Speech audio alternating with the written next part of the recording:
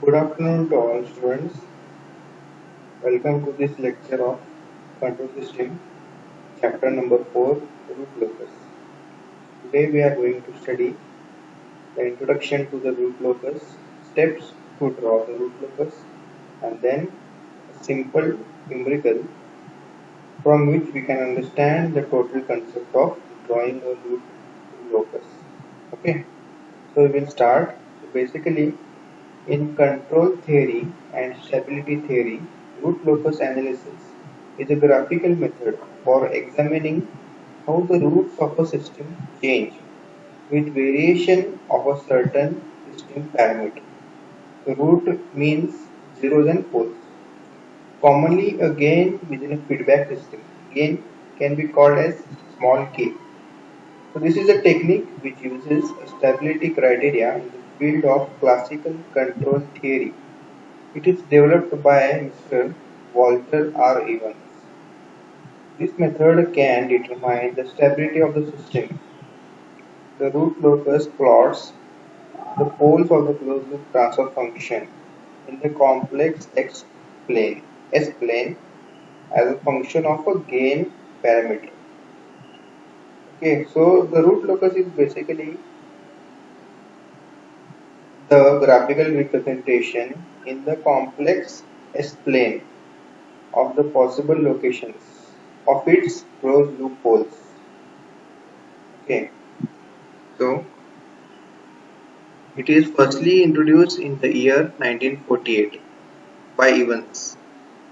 Okay, I have given here for a system V of S, its K is a gain multiplied by numerator of S divided by the denominator of S. We can find out poles and zeros from G of S.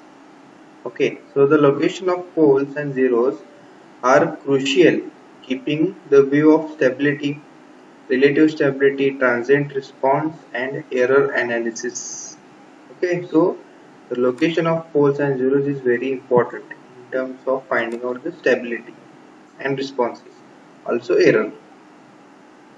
So when the system is put to service, strain inductance and capacitance get into the systems, thus changes the location of poles and zeros. So in root locus technique, we will evaluate the position of the roots, their locus of movement and associated information. This information will be used to comment upon the system performance. Performance means it is stable or unstable. So advantages of root locus. First one, it is easy to implement as compared to the other methods. Second advantage is with the help of root locus, we can easily predict the performance of the whole system. And last one is root locus technique provides the better way to indicate the parameters. Okay, system parameters. So we will see this in the example step by step.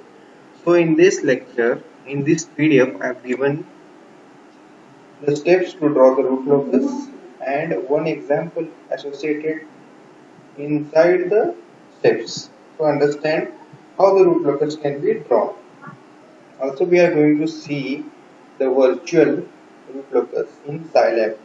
Okay, and in this is the PDF named as root locus introduction underscore steps underscore solved problem. Okay, I have uploaded this PDF in your Microsoft team.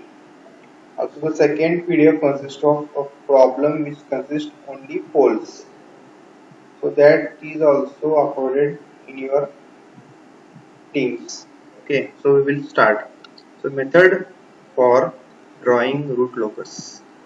Okay, rule 1. There are total of 8 rules. Okay, so there are 3 to 4 cases in root locus numericals, where in one case there are only poles. In other case, there are zeros and complex poles. In other cases, there are complex zeros and real poles. So there are 3 to 4 kind of different cases, and the rule will be different for each case. Okay. So first rule is that the root locus is always symmetrical about the real axis. Okay, real axis means the horizontal axis, and the vertical axis is the complex axis. Second rule, we have to find out the number of loci. Then third one, we have to find out the real axis loci. Then we have to find out angle of asymptotes, then center of asymptote or centroid, then breakaway point or saddle point, then angle of arrival or departure. So this angle of arrival or departure is important when there are complex zeros and poles.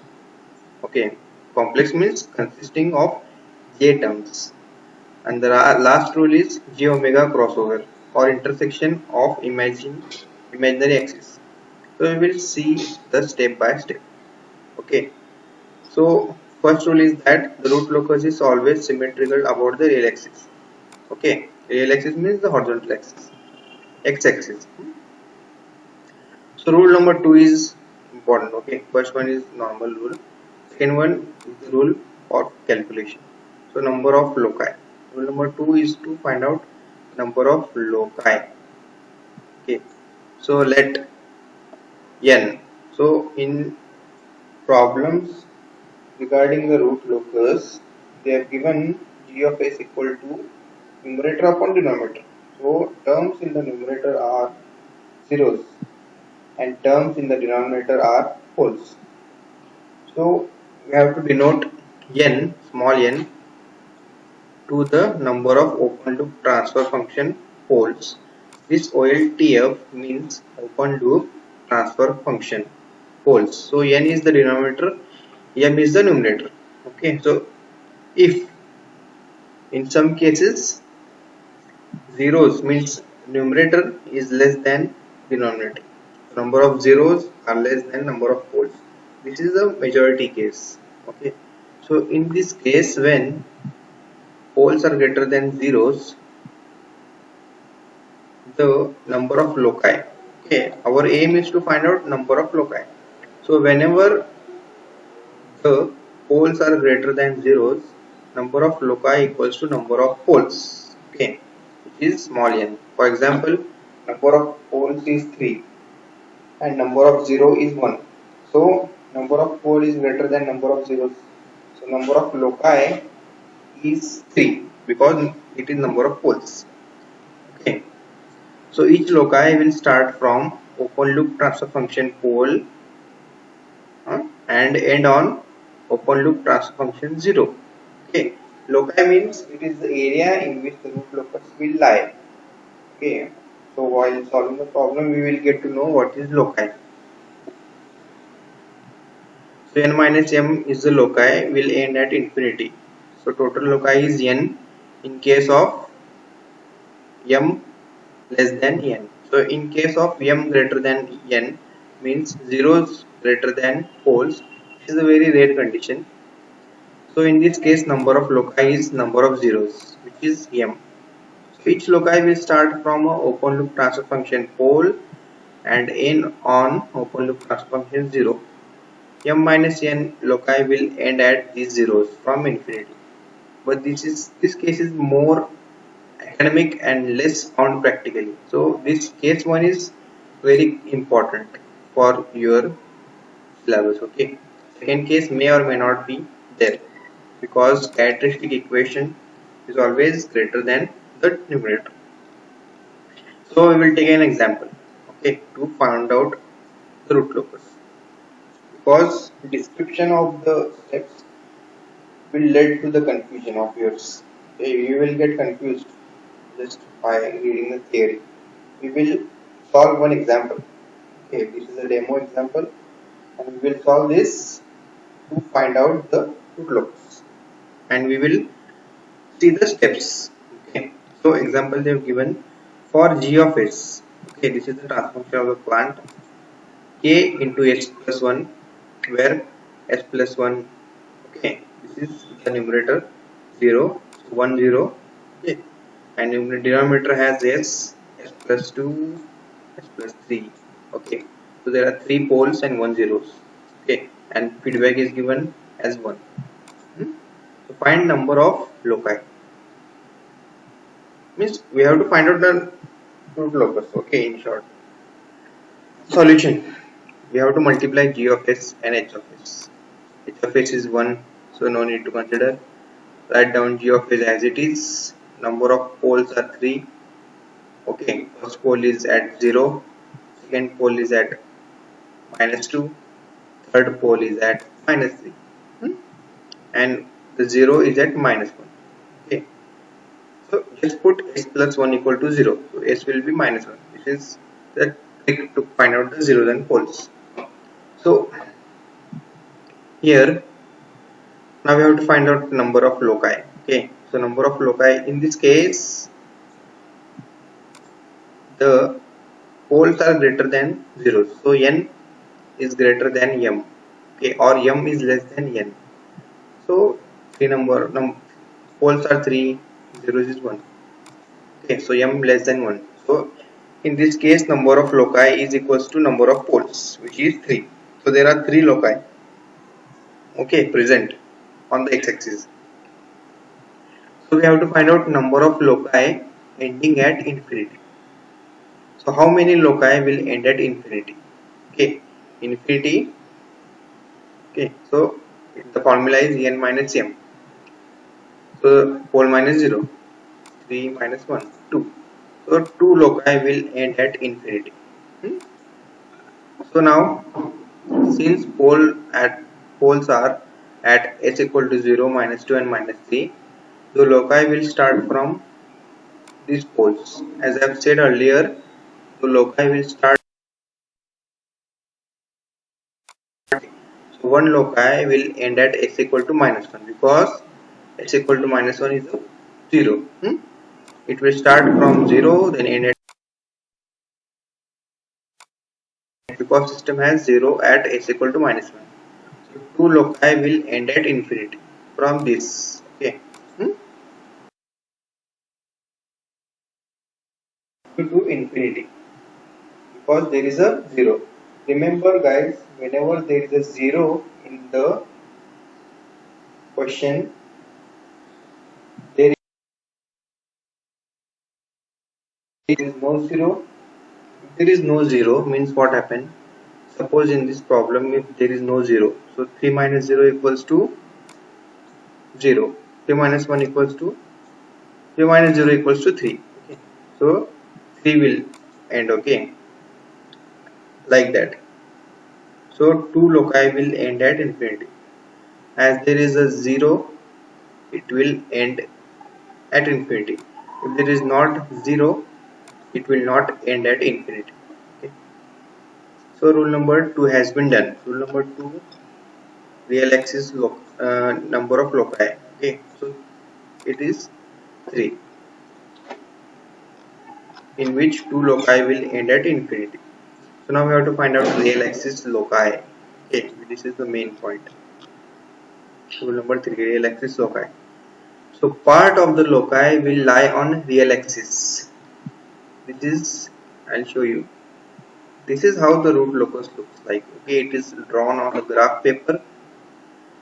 This is your complex S plane. This is your real plane. Okay, sigma. This is positive and this is negative side. This is positive, this is negative. We are using this when there are complex zeros and poles. Okay, means poles consisting of plus j or minus j. So this is basically root locus. Okay, so we know the poles and zeros. So poles are at 0, -2 and -3. Okay, so poles are denoted by cross sign and 0 is denoted by round circle. S minus 1 is a 0. Okay, so we have to find out this. This is the dark line. This consists of real axis loci. We have to find out where it starts and where it ends. Okay. Okay. So as I told, we have to find out this shaded line. Okay. From where it starts and where it ends. This shaded line is called as real axis loci because it is on real axis. Okay. So we already know that number of loci is 3 and the loci which will end at infinity are 2. Okay, so these are two loci which will end at infinity. Okay, so I'll show you. So for our example, we have to consider, okay, from, so in order to find out the real axis loci, we have to start from the first pole to the last. Okay, so we have to take uh, one interval. Okay, so in this case our pole is starting at s equals to 0, and at s equals to -1 there is a 0. So now in the rule it is said that loci will start from a pole and end at 0. Okay, so it will start at a pole which is s equal to 0, because before s equal to 0 there is no pole. So it will start from s equal to 0 end to s equal to -1. Okay, this is a technique. Other technique is that we have to consider one time slot. For example, I'll zoom it. So slot from this pole to this 0. Okay, so we have to consider a period from 0 to exclude. Okay, exclude this pole, and we have to see the number of roots. Number of root is odd, means 1. Means 1 means there is only one 0 present, which is odd number. So between s equal to 0 and s equal to -1, in this we have to exclude this. Okay, we do not consider this s equal to 0 pole. Okay, so now it has one root, okay, which is this one, so odd number. So the loci will present here in this region. So from s equal to 0 to s equal to -1 on the negative axis, the loci is present because there is presence of odd number of pole or 0. Okay, so now in the next interval from -1 to -2. So in this interval from -1 to -2, there are two number. Okay, means while considering this period from -1 to -2, we have to consider 0 to -2. Okay, so while considering this, we have to exclude s equal to -2. There are two numbers. Okay, means, so in this period of s equal to -1 to -2, in this period we have to consider 0, -1, -2. Okay, so -2 is excluded, we do not consider it. Okay, as we do not consider s equal to 0. So number of roots is 2, means one 0 at s equal to -1 and one pole at s equal to 0. So from s equal to -1 to -2, okay, not inclusive, we not included this. Okay, I take from this period. For this period there are two numbers, one pole at x equal to 0 and one 0 at x equal to -1 to the right. Okay, in this section. So hence loci is absent because it is even number. So remember guys, whenever we have to find out the real axis loci, we have to see whether the number of roots present are of odd number or even number. Okay, so between this region, so I have said earlier, in this region the loci present was only one odd number. The root present was only odd number, which is x equal to -1. This has been excluded. Okay. So whenever you are taking the loci, you have to exclude the first one. In the second one, you have to exclude this one. Okay. In the second one, there are two number of roots. So loci is not present. In the first part, in this part, loci was present because of odd number. In this part, loci was not present because of even part. So again, so we have done till now here. So for the period from -2 to -3, we have to check whether the loci is present or not. So in this case, we have to exclude this. Okay, s minus 3, s equal to -3 should be excluded. You should not consider this.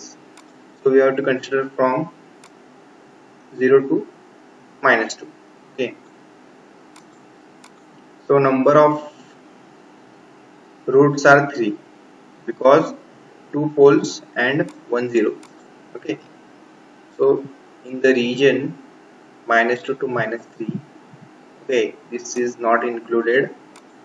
There are 3 elements, 2 poles at s equal to 0 and -2 and 1 0 at s equal to -1 to its right. So number of loci, so no loci on, so loci is present. Okay, you understood? Loci is present from -2 to -3. Now we have to check whether the loci is present to the infinity or not.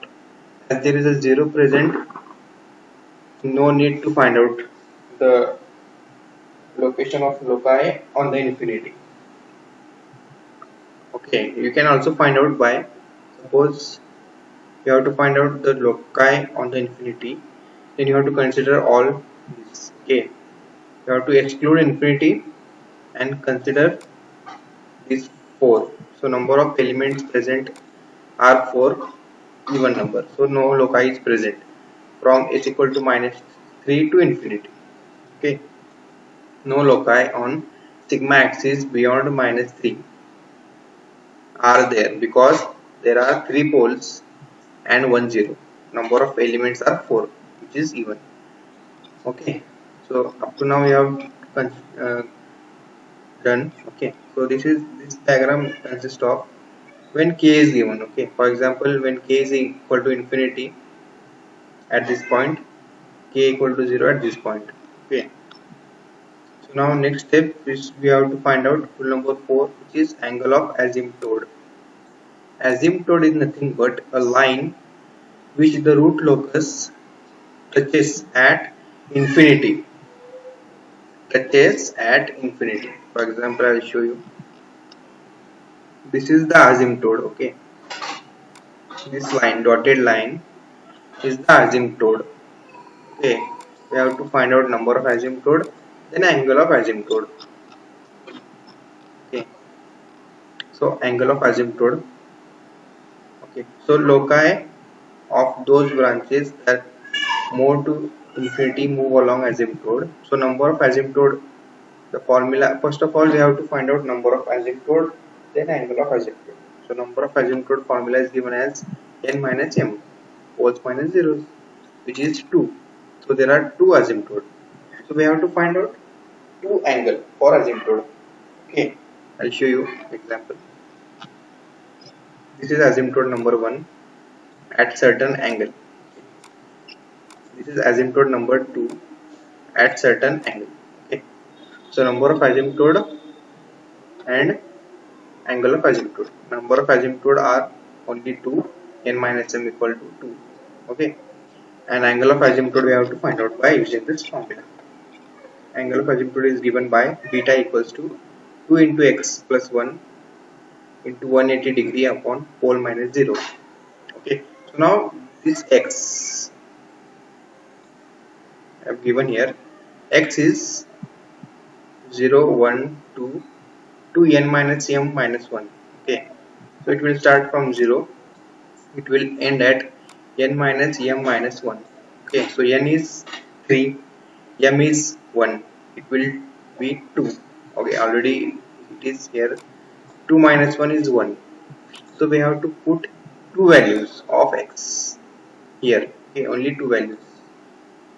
Okay, this x. I have given here our example. Number of asymptote is equal to n minus m equals to 2. Then angle of asymptote is given by this formula, and we have to check for these values of x. So here in our case, n minus m minus 1, as they have given n minus m minus 1. N minus m is already 2, minus 1 is will be 1. So we have to take the values of x 1, so 0 and 1. Okay, suppose the value of x has been given 2, we have to take 0, 1, 2. Okay, three values. Okay, so in this case value of x is 1, we have to take value of x as 0 in first part and 1 in second part. Okay, because there are two asymptotes. Okay, n minus m. So just put the values here. So what will be 2 into 0 plus 1 into 180 upon 2. This will be 180 upon 2 means 90 degree for the first case when x equal to 0. So when x equal to 1, this will be 270. Okay, so we have two asymptote at 90 degree and one at 270 degree. So thus the three loci started from open loop transfunction at 0, minus 2, minus 3. Out of this, one loci ended on open loop transfunction 0. Okay, as we have seen, first loci started from pole 0, ended at 0, minus 1. Okay, this branch is perfectly okay. The two loci starting from s equal to minus 2 and minus 3 do not have any 0 at real negative axis. So they must break the real axis and move out. This point is called as breakaway point. Okay, so whenever there is a break in the loci, we have to find out the breakaway point, which is the next step. So that point is called as breakaway. After breaking, they will be guided by asymptote, which they should touch at k equal to infinity. Okay, so before finding the breakaway point, you have to find out the centroid or center of asymptote. So now we have to find out center of asymptote or centroid. Okay, this is the location where asymptote are placed. First of all, we have finded the number of asymptote, which is 3. Then we have finded the angle of asymptote, which is at 90 and 270 degree. Now we have to find out the location of asymptote on the real axis. Okay, so the asymptote touches real axis at a point called centroid. Okay, I'll show you. This is the point. I'll zoom. Okay,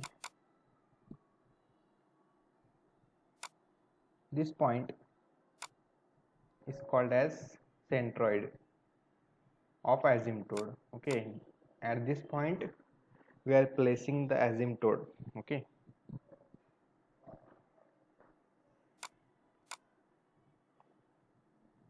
so the formula is given as sigma c is called as centroid equals to summation of I equals to 1 to n real part of poles minus summation real part of zeros upon poles minus zeros. So the centroid sigma c and angle of asymptotes fixes location on asymptote. Okay, for example, in our example, real part of poles. Okay, just real part means our original poles, which is 0, minus 2 and minus 3, and 0 is minus 1. So now put this in this formula. This is our poles are minus, so I have taken minus outside. So 0 plus 2 plus 3, these are the real parts of poles minus summation. Real part of 0 is only minus 1. Okay, upon 3 plus 1. So this will be minus 5 plus 1 upon 2.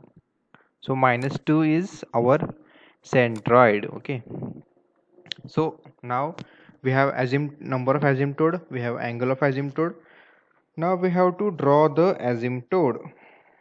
I have drawn here. Okay, so this minus 2 is the point or centroid. Okay, so I have placed my protector on this point, and then I have measured 90 degree, and then I have drawn asymptote number 1.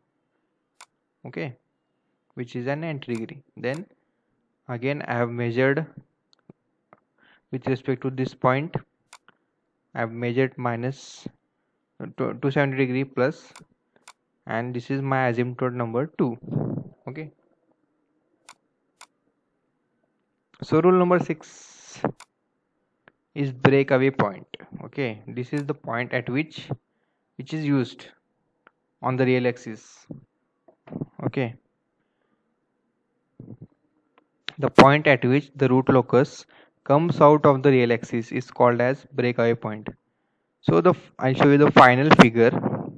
According to that, you can understand what is breakaway point. Okay, this point is breakaway point. Okay, it is the point at which the root locus comes out. This curve which you can see is our root locus. Okay, so at this point it comes out. So we have to find out the breakaway point in the step number 6. Okay, so you can see here this point sigma b. Sigma c is the centroid, sigma b is breakaway point. This is the breakaway point. Okay, at this point our root locus will leave the x-axis, comes out of the real axis. So root locus breaks real axis at breakaway point sigma b. It will break. So conversely, the point at which the root locus enters the real axis is called as break-in point. Okay, this is the point at which the root locus enters. So this is for some special cases. Okay, not frequent. So at k equals to 0, poles are reals and distinct. That is s equal to -1, -2. As k increases from 0, they are shown as circles a and d, a and a dash. Okay, at certain value of k called breakaway point sigma b, these poles coincide. That is, they give multiple poles for that value of k in characteristic equation. This is shown by a circle. Okay, so here it is that these are the examples or the concept when there are complex poles, multiple complex poles. Okay, a and a dash, b and b dash. Okay, real poles, complex poles. Whenever these are given, we have to find out the breakaway point according to this technique. Okay, so the finding breakaway point, so denominator plus gain into numerator equals to 0.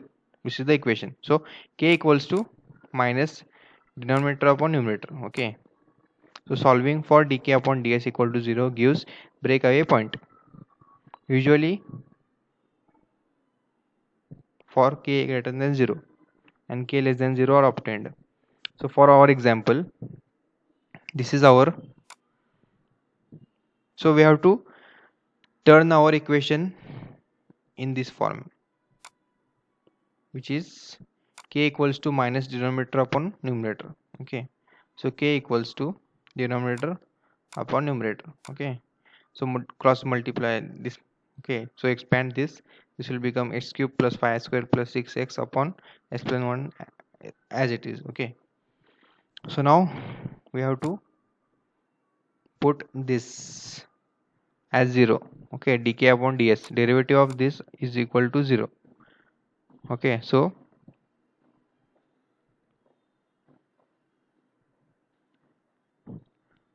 So this is the division rule, okay, in which this is numerator upon denominator. So derivative of numerator upon denominator is denominator as it is, then derivative of numerator minus derivative of numerator into in numerator as it is, derivative of denominator upon square of denominator. Okay, so this equation after expanding looks like this, which is 2x cube plus 8s square plus 10s plus 6 equal to 0.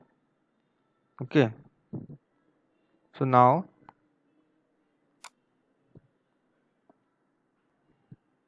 after expanding this we are getting this equation for dk upon ds. So now we have to find out the roots of this equation, and the roots will be our breakaway point. So as this order is high, we have to use synthetic division formula. Okay, so our problem, the value for sigma b or breakaway point will be between -2 and -3. Okay, -2 and -3, I'll show you. So our breakaway point should be after the centroid and before the last loci. Okay, so that point is -2 and -3, in between -2 and -3. Our breakaway point should not be here. Okay, because there is no loci present. The breakaway point should be on the location where loci is present. So appropriate or proper or perfect slope will be from -2 and -3. So take a middle value, take -5. You can use any method to find out, but this is a simple method. So by taking one root as -2.5, then writing this equation, coefficients of this equation, then writing 2 as it is. So -2 into 2 into -2.5 will be -5. So answer will be -0.25. It is close to 0. So we have to manipulate our root. Take -2.4. This is also close to 0. So now we have to take a point at which it should come 0. This remainder should come at 0. So the point, as we can see here, while taking 2.5 -2.5, the answer is 0.25, 0.25. While taking x equal to -2.4, remainder is 0.43. So we have to take the value in between these points. So I have taken -2.45. Okay, so answer is Very close to 0, 0.11. It is negligible, it is 0 only. So my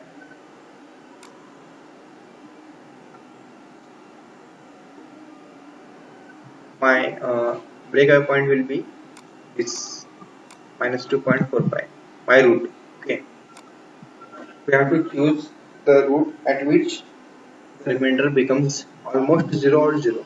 So method 2 is also there. We can use this method. Okay, this is quite difficult, but it's quite simple also. We have to take the summation of I equals to 1 to n, 1 upon this is our breakaway point plus pi equals to summation of this breakaway point plus 1.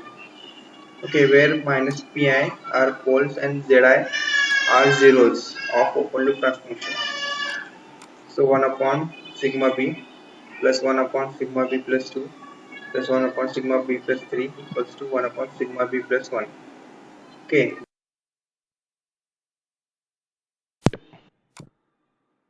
the values of poles over here. Okay,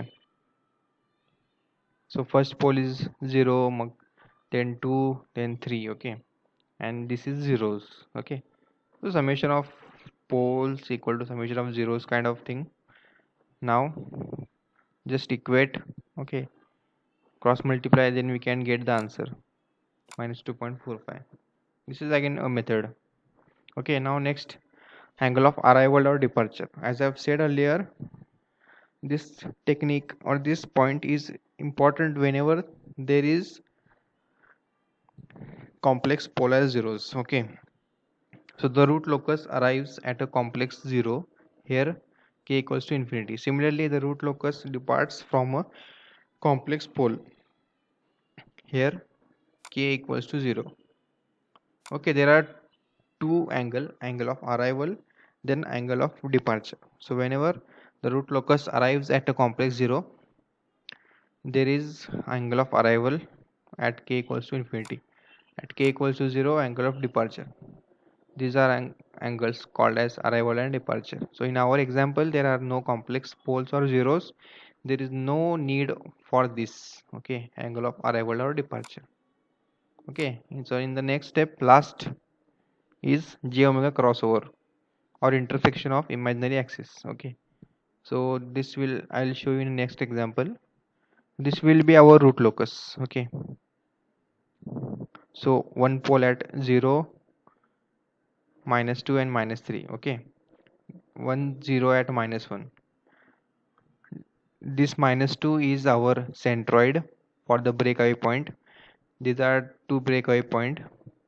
Sigma b is the these are the asymptote.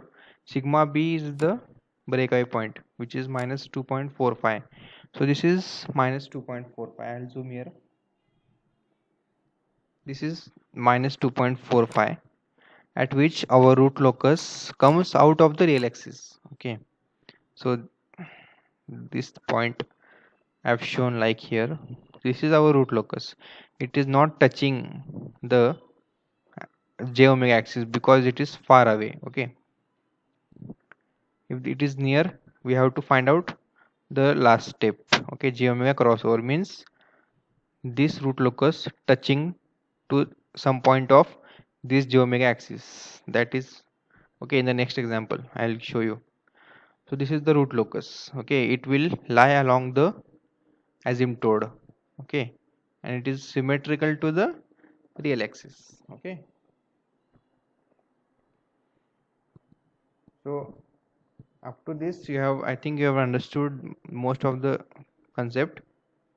So we will take a problem, next problem. Okay,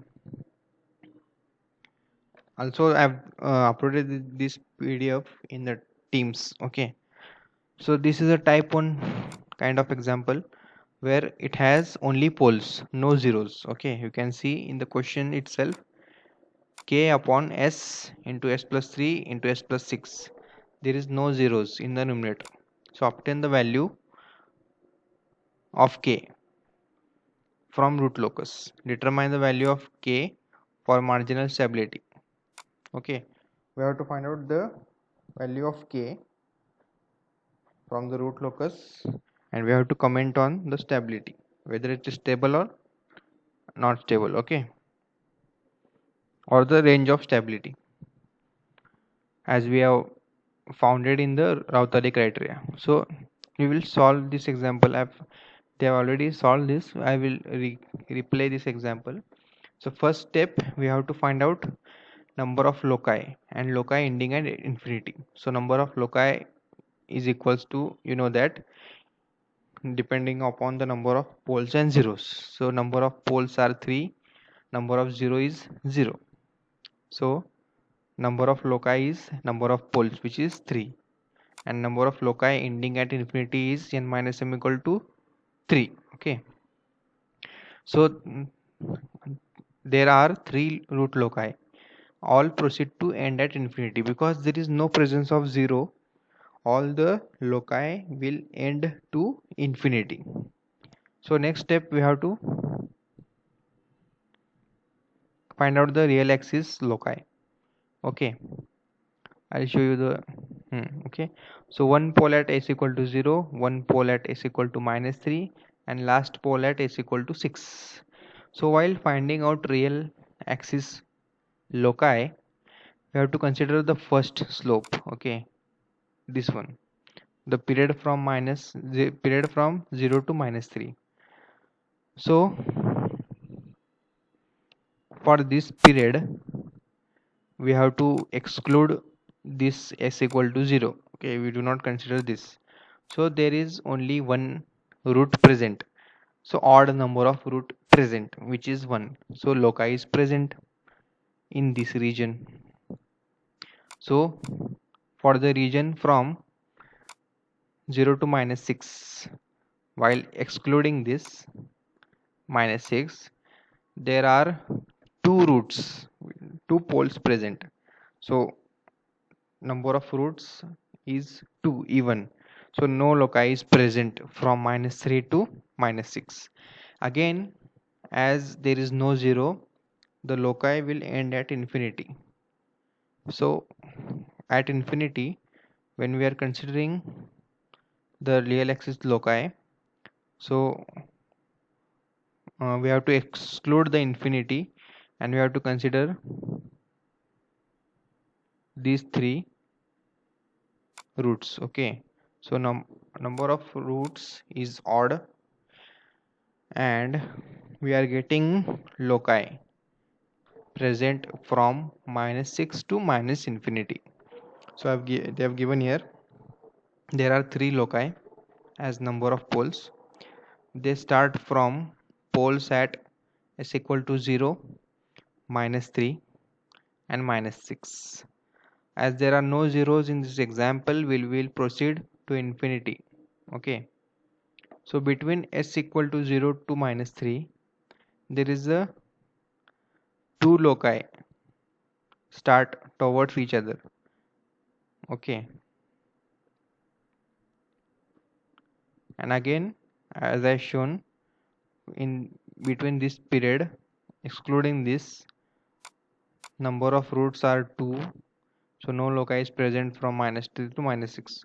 So -6 to -infinity के लिए there is a loci present because number of roots are odd, 3. Okay, so next we have to find out the number of asymptote and their angles. Number of asymptote, as we know, poles minus zeros equal to 3. Angle of asymptote, we know that 2x plus 1, 180 degree upon n minus m, which is 3. So here x, this is 3. Okay, so n minus m minus 1, so 3 minus 1 equal to 2. So we have to take the value of x. So as number of asymptote are 3, angle will be 3. So we have to take the value of x from 0 to 1 and 2. Okay, 0, 1 and 2, 3 values. So when we taken x equal to 0 in this equation, we will get angle 60 degree. When we taken x equal to 1, we will get asymptote angle 180 degree. When we taken x equal to 2, we will get asymptote angle 300. Okay, you can solve it in a calculator. Next we have to find out the centroid on which our asymptote will lie. So centroid formula is given as summation of real part of poles minus real part of zeros upon n minus m. Real part of poles are 0, -3 and -6. No zeros mean zeros. Okay, and 3 minus 0. Okay, it will be -3. So our centroid is at -3. This is the point at which we are going to draw our asymptote, three asymptotes. Okay, so next breakaway point, as we know dk upon ds should be equal to 0. Okay, this one. So denominator upon numerator. Okay, denominator is given, numerator is 1, k is given as this equation. Now we have to take the denominator, we have to take the derivative of this dk upon ds. Okay, this is equal to 0. Okay, so derivative as given, h cube का derivative is s 3s square, 9s square का derivative is 18s, and 18s का derivative is 18 because derivative of constant is 1. So this is the equation. When 3 has gotten, when we take 3 as a common, this will be the equation. Okay, now we can easily find out the roots of this. So there are two roots. Okay, we can find out by this quadratic equation. we can solve, we can find out the roots. The roots are minus 4.73 and minus 1.27. So now we have to draw our breakaway point, or consider our breakaway point wherever there is loci present.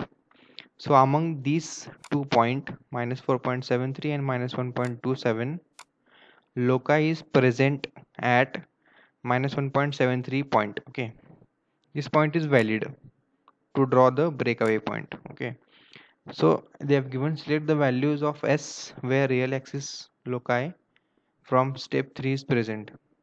Here, as real axis loci is present between 0 to minus 3, s equal to minus 1.27 is acceptable. This is acceptable because it is lying in the real axis loci. Okay, minus 4.27 is not lying in the real axis loci. Okay, so now next step is 7. Seventh step is angle of asymptote and angle of arrival or departure. Because there are no complex pole and zeros, angle of arrival and departure is not required. Last part. Okay, so last part, as okay, so this part, j omega crossover or intersection of imaginary axis, means intersection of root locus to this axis. Okay, so as our root locus is near to the imaginary axis, we have to find out the point at which it will intersect on this complex axis. So for that, we have to consider our equation d plus kn, means simple, denominator plus gain into numerator equal to 0. Okay, write down the denominator plus k, write down the numerator which is 1 equal to 0. Okay, expand this, we will get this equation. Okay, we have to find out the value of k by using Raut array. Okay, we know the Raut array. Okay, so first row s cube, second row s square, third row s, and last row s equal to 0. These are the 4 row. Then the values, value for s cube, odd values are 1 and 18, even values are 9 and k. Okay, then cross multiply 9 into 18 minus k upon 9. Okay, 9 into 18 means 162 upon 9. This will be 0. So this will remain k as it is. So this is the point at which we can find out the value of k. For stability, column 1 should be positive. This is positive. Okay, this whole thing is positive. So maximum value of k for stable system is obtained by equating column 1 s equal to 0 and s to the power 1 rows to 0. So means we have to find out the range by putting this value and this value greater than 0, greater than 0, greater than 0. So for this value, when 9 goes to 0, it will become 0. So when for so k also goes to this right hand side, it will become positive. So k less than 162, that is k marginal value is 162. So this is the range for k less than 162 and greater than 0 is the stable range of k. So k from 0, greater than 0 to less than 162 is stable. Okay, so in the last step, okay, we have find out, we have considered this equation, then we have applied the Raut array criteria, then we have determined the k marginal value which is 167, then we have to make the auxiliary equation. Okay, I'll show you here. So up to this you have understood we have find out the value of range of k, which is less than 162 and greater than 0. So now next step we have to consider this row. Okay, s square row, s to the power 2 row. So for s square row equation I have given as 9 s square plus k equal to 0. Okay, just putting the values. Okay, 9 s square equals to minus k. So this 9 s square equals to minus 162, value of k. Okay, value of k is 162, so minus 162. Therefore s square taken square root, you can take 9 as common, which is minus 18. So now by taking square root of this minus 18, we can find out the values. Okay, in terms of j, which is plus minus j 4.24. Okay, as it is not a perfect square, we have written this value as plus minus j 4.24, which is our marginary value. This is 4.24. Okay, plus 4.24 and minus 4.24. Okay, j means plus 4.24, this value, and minus 4.24 is the intersection point at which our root locus will lie. Okay, so this is about the last part. Okay, derive the auxiliary equation means I have taken s to the power 2 row. Okay, these are nothing but the j omega crossover points or intersection point of the root locus with imaginary axis. Intersection point, so I will show you here the total root locus. Okay, you can see here these are the poles 0, minus 3, minus 6 and infinity. Okay, this is centroid is del c minus 3, at which we have drawn 3 asymptote. Okay, first asymptote at 60 degree, second asymptote at 180 degree. Okay, and third asymptote at this 300 degree. Okay, so now we have to find out the after that breakaway point. Okay, which is at minus 1.27. It is the point at which this breakaway point minus 1.27 is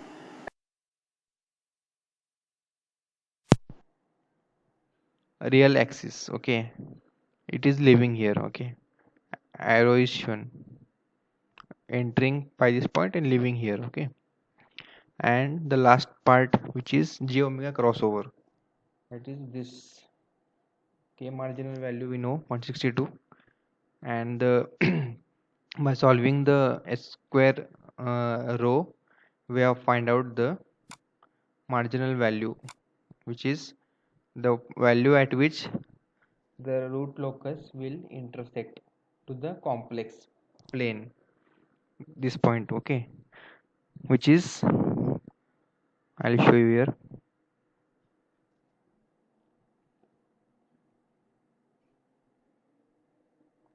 plus j 4.24 and minus j 4.24. Okay,